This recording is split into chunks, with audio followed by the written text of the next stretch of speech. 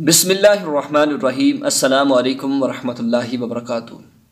प्यारे साथियों, एक बहुत ही अहम मसला कि जिस पर मैं आज आपसे बात करने वाला हूँ, बहुत ही अहम मसला है इबादत के हवाले से कि जब हम इबादत के लिए वज़ू करते हैं, वज़ू करके अल्लाह के हुजूर आते हैं, इबादत करते हैं, इबादत के लिए ज़रूरी है कि आपका पाक साफ़ होना। कि अल्लाह रब्बुल इज़्ज़त ने कुरान पाक में भी इरशाद फरमाया है कि इन्नल्लाह युहिब्बुल मुतत्तहिरीन, कि बेशक अल्लाह मोहब्बत करता है पाकों से, पाक साफ़ रहने वालों से।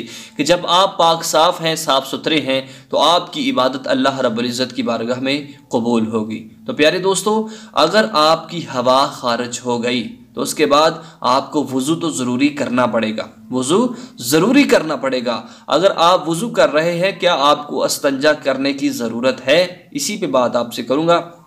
उससे पहले अगर आप हमारे चैनल पर नए हैं तो इसको सब्सक्राइब कर लें और बेल आइकन घंटी को भी दबा लें ताकि नई वीडियो का नोटिफिकेशन मिले, और उसके साथ साथ लाइक भी कर दें, कमेंट भी करें और वीडियो को शेयर भी करें। यही आपकी मोहब्बत है, यही आपका प्यार है।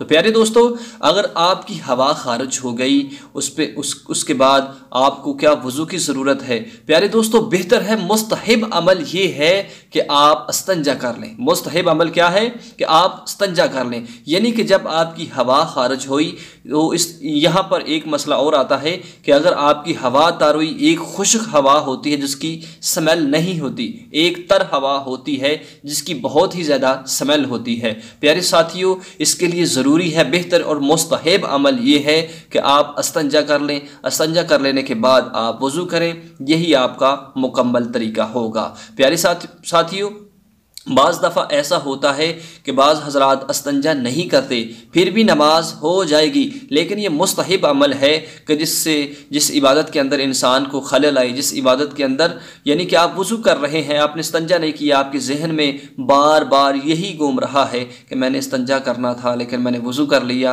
इस्तंजा नहीं किया। तो इसके लिए ज़रूरी है कि अपने शक को आपने दूर करना है। इसलिए ज़रूरी है कि आप पहले इस्तंजा करें, उसके बाद वज़ू करें। प्यारे साथियों, यही अमल है। अगर आप डायरेक्ट वज़ू कर लेते हैं, प्यारे साथियों, अगर तर हवा खारिज हुई कि जिसकी बहुत ही ज़्यादा स्मेल थी, उसके लिए आप पर लाजिम है कि आप पहले इस्तंजा करें, उसके बाद वज़ू करें। वज़ू के 4 फ़र्ज़ हैं: मुँह को धोना, कोनी समेत बाजू धोना, मसा करना और पाँव को टखनों समेत धुलाई करना। यही 4 फ़र्ज़ अगर मुकम्मल हो गए तो आपका वज़ू मुकम्मल हो गया। फिर आपकी जब वज़ू मुकम्मल है तो आपकी इबादत मुकम्मल होगी इंशाअल्लाह अज़्ज़ा वजल।